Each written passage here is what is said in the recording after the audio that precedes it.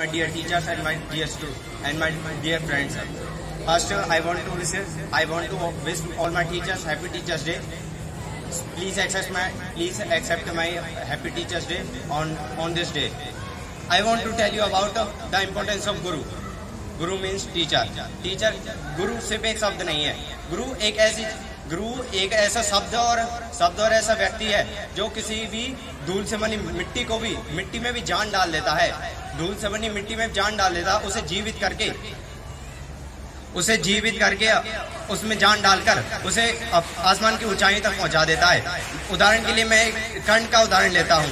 कर्ण को गुरु द्रोण ने शिक्षा देने से मना कर दिया, लेकिन फिर भी उसने उसमें पढ़ने के लिए उसमें सीखने के लिए अलग थी. उसने गुरु परशुराम से शिक्षा ली, वो भी झूठ बोलकर. एक दिन उसका वध कैसे हुआ? एक दिन गुरु द्रोण उसकी गोदी में लेटे हुए थे.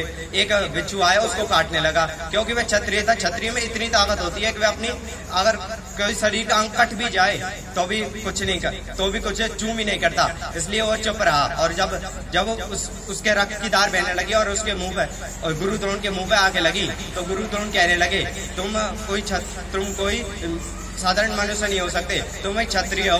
तुमने मुझसे झूठ बोलकर शिक्षा ली है, लेकिन इसके लिए मैं तुम्हें श्राप देता हूँ कि अंतिम समय में तुम अपनी शिक्षा को भूल जाओगे.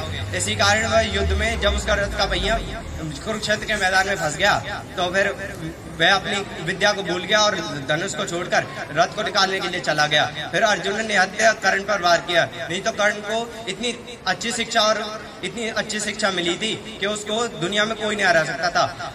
उसके बाद उसकी मृत्यु के समय परशुराम ने कहा था कि तुम्हारे जैसा धनुर्धारी ना तो इस धरा पर अभी तक हुआ है और ना कभी होगा. हमें गुरु की बात माननी चाहिए.